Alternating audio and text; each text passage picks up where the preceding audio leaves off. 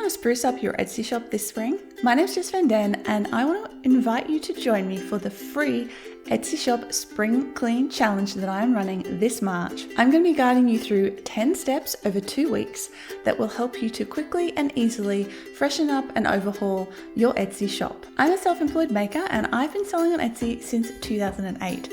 You can check out my shop Ethereal right here. I know you're busy, so I have designed this to be a fun, quick challenge that you can easily fit into your regular workday. Make sure to subscribe to my channel so you don't miss any of the 10 videos that I'm going to be publishing throughout this challenge. Each video will guide you through the step for that day of the challenge and show you exactly how to get it done.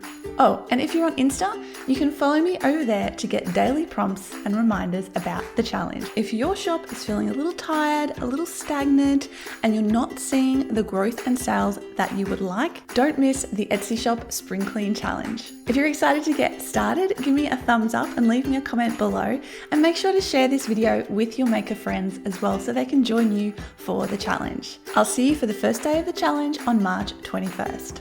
P.S. You might have noticed I'm Australian.